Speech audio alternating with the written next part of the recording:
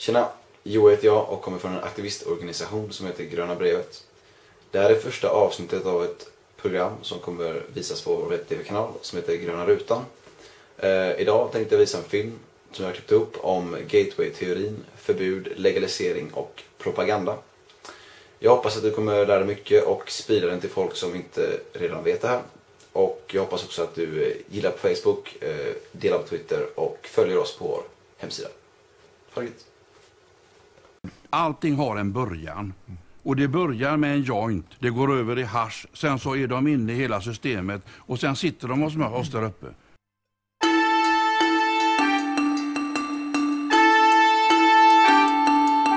Sanningen är den att alkoholen för så många fler människor är inkörsporten till tyngre droger.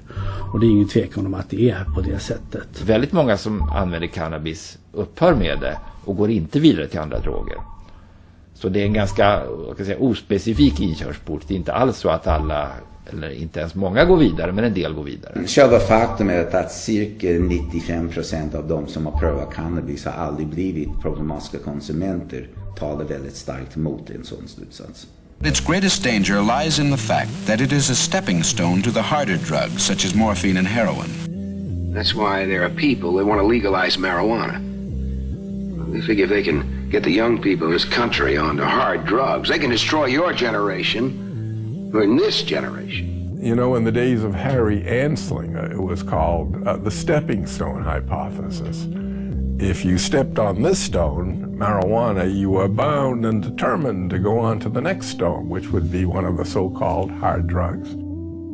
Every time it's been studied and looked at and so on, they have never ever found that there's certainly nothing in marijuana that makes you want to go to anything else.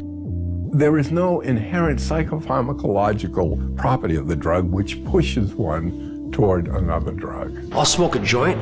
I want a bag of chips and fucking junk food. I don't want to go out and get ripped. I drink alcohol. That's my drug of choice. It could be said I started on milk. I mean, this is crazy. If I use marijuana, why does that automatically make me a candidate to black tar heroin? It's a nonsensical argument. In fact, only 1 out of every 104 marijuana users use cocaine, and less than 1 use heroin.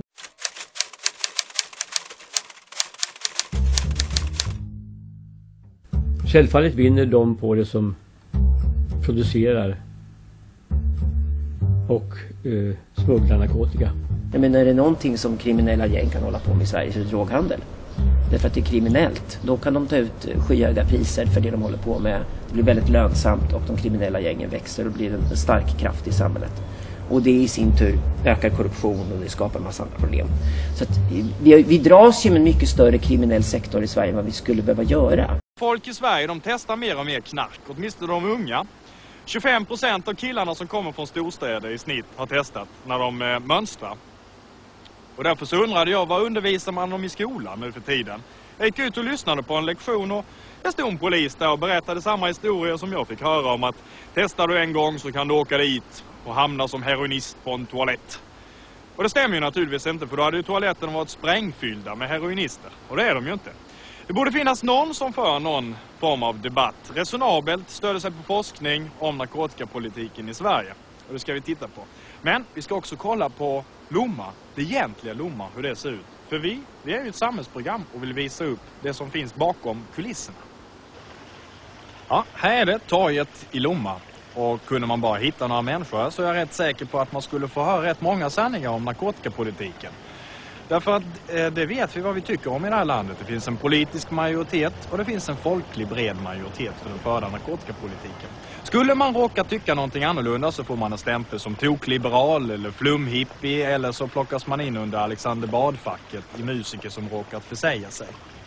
Då funderar jag på, i andra länder då där man har en annan syn på det här, är de tokiga de också? Justitieministern i Belgien till exempel, som sa till sina poliser att inte ingripa mot haschen nu för ett par veckor sedan. För det måste ju finnas fler vägar än en om man verkligen vill veta vad det är som sker. Och det vill jag veta, och därför så tog jag den andra vägen. Jag tycker att exempel Portugal är det mest intressanta i Europa, det som ofta underskattas. Portugal har ju helt avkriminaliserad droghantering. Och de har bara positiva erfarenheter. Märkligt nog, skulle jag vilja säga, så har faktiskt inte drogbruket ökat. Holland jobbar ju väldigt mycket med vård och behandling av missbrukare. Och nu för tiden så jobbar de också mycket med bra information. Om man tittar på deras resultat vad det gäller prevalensen, det här förekommer bland unga, så kan man ju tro att Holland skulle ligga i topp. Men det gör man inte. Man ligger någonstans i mitten av de europeiska länderna. Holland har hälften så många heroinister som Sverige har. Och ändå så har Holland en dubbelt stor befolkning. Och det säger ju en hel del om att den holländska politiken är mycket mer framgångsrik än den svenska. Vi har alltså mycket att lära för de värld istället för att gå omkring och ha och tro att vi vet bäst hela tiden.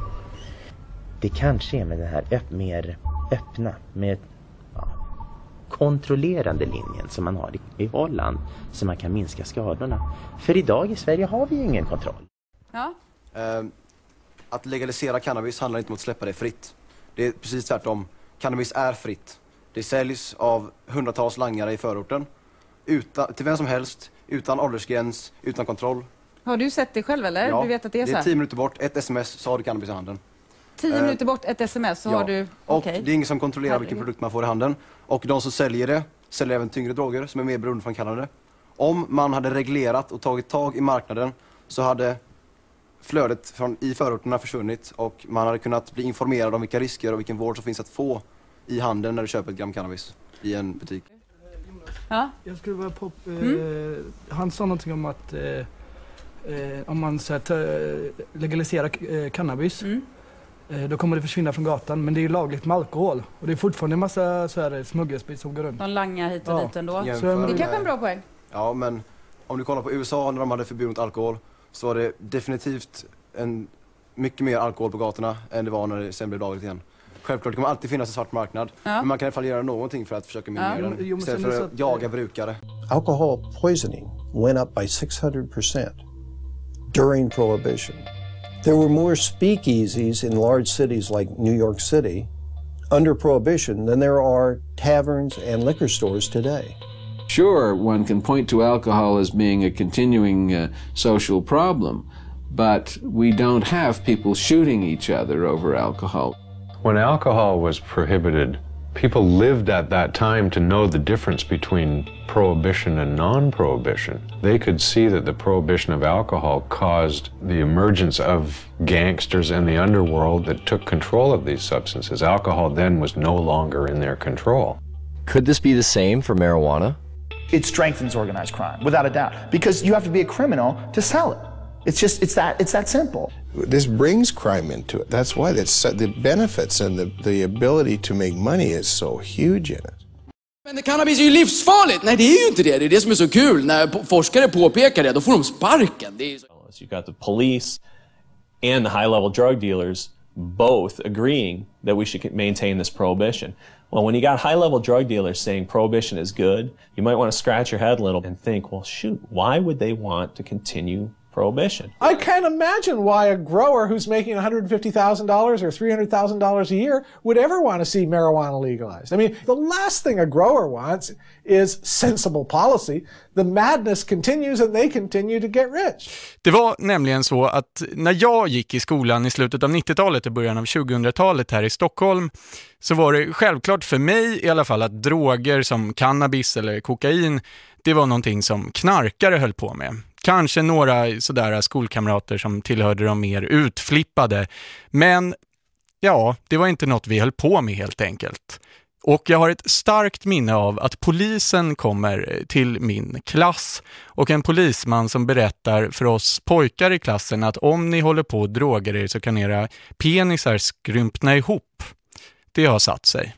Liberala krafter och röster i samhället som verkar bli både fler och mer röststarka. Alfred, vill du svara först? Ja, alltså information är jättebra, men det måste ju vara relevant. Den information som har pumpats ut i skolorna i alla år har ju varit en skräckpropaganda som inte har någonting med verkligheten att göra. Och ska man På vilket sätt tycker du det har varit skräckpropaganda? Ja, det man får höra är ju alltid det här, jag tar en joint och så sitter du snart på plattan med en spruta i armen. Det stämmer ju inte på något sätt.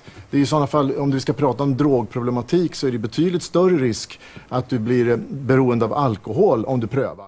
Ja, men Sveriges linje i kampen mot narkotikan, totalförbud och nolltolerans som gäller här, börjar ifrågasättas runt om i världen, också från högt uppsatta ledare. Maria Larsson är barn- och äldreminister och ansvarigt statsråd för regeringens narkotikapolitik. God morgon, välkommen hit. Liksom Ted Goldberg som är professor i sociologi och narkotikaforskare sedan många år. Du menar att svensk drogpolitik inte fungerar. Varför anser du det? Därför att varenda parameter man tittar på pekar åt fel håll. Det är lättare att få tag på narkotika nu än någonsin. Renheten i drogerna är högre än någonsin. Priserna är lägre än någonsin. Vi har 400 dödsfall i narkotikarelaterade död vartenda år. Dubbelt så mycket som Nederländerna. Vi har lika många tunga missbrukare per capita som Nederländerna, trots att de har en liberal politik. Men de har inte alla de repressiva åtgärderna som vi har infört. Så det finns ingenting som talar till den svenska narkotikapolitikens fördel. Det låter som kriget mot narkotikan är förlorad när du beskriver det på det här sättet. Ja, jag tror att hur mycket man ogillar det får man acceptera faktumet är att narkotika finns i landet. Vi har inte kontroll över produktion, vi har inte kontroll över smuggling, vi har inte kontroll över langning, vi har inte kontroll över någonting.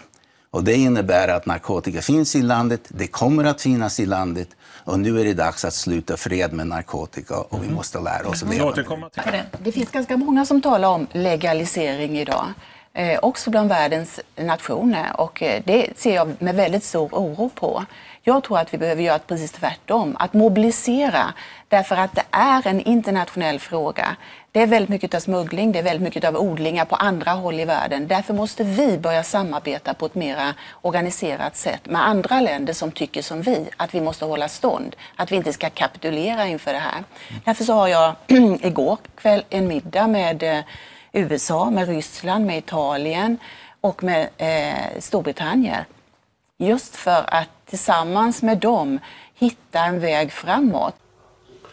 Man har jagat häxor, man har hatat svarta, man har hatat bögar och så vidare. Det har alltid kopplats till religiösa grupper som försöker stoppa kulturell utveckling. Och Anders är redaktör på en tidning, en av de många rocktidningar. Den heter Rocket, den som han ger ut, och den har hårdrock. Ja, det är den typ av rock som vi har läst rätt mycket om i tidningarna. Bland annat det amerikanska bandet W.A.S.P. We are Satans people. Vi är Satans folk. Vi ska få se en del utav det här. Vad tycker du om den här typen av hårdrock? Är det hemskt? Jag tycker den är fruktansvärd. Jag tycker det är rent ruskiga saker. Den målgrupp som man har här, det är faktiskt så här unga killar. Vad heter den? Olle. I en artikel så går det in på den här fräcka showen där Black Lawless skriker I fuck like a beast. Och där han frågar som betyder? Knulla som en bäst. Som ett vilddjur. Ja, som ett vilddjur. Staffan Hilva. Du har ju också ett ansvar som journalist. Vad är det för ideal som du vill påverka de här ungdomarna till? De blir påverkade av din tidning. Kommer ni att skriva om till exempel den 17-åriga pojke i hamnstaden North Porch som för 2 veckor sedan dödades i ett samband med sån här satanistisk hårdrocksorgie som han hade där? Gud som haver barnen kär, se till mig som 13 är och som varit på rockkonsert. Fula gubbar på en scen, rått kött käkar de och ben. Vrålar som besatt om sex, om hur djurets lustar väcks. Men jag fattar inget alls när svärdet klyver flickans hals. Det står ej i Lukasbrevet att de har såklingor i skrevet. Vart jag mig i världen vänder, blodet syns från deras händer. Så Gud, igenom 1000 watt, hjälp mig nu när det blir natt. Det finns alltså en stark koppling mellan det vi pratar om nu och homohat, rasism, allmän intolerans mot till exempel hårdrocksmusik. Och ni såg Staffan Hildebrand i klippet här. Han är en svensk regissör som har gjort en film som heter G som är gemenskap. Det är en film som demoniserar och dramatiserar cannabis totalt och ger en helt fel bild av vad det egentligen är. Och det är så det är. Vet du var gemenskap finns? Den finns i haschet. Och tar du bort det så har ni ingenting tillsammans. Ja, så där är det inte. Det finns inflytelserika grupper som har påverkat informationen kring cannabis i många, många år. Jag vill sätta stopp för det och informera på riktigt. Dela med dig av information. Dela med dig av den här filmen.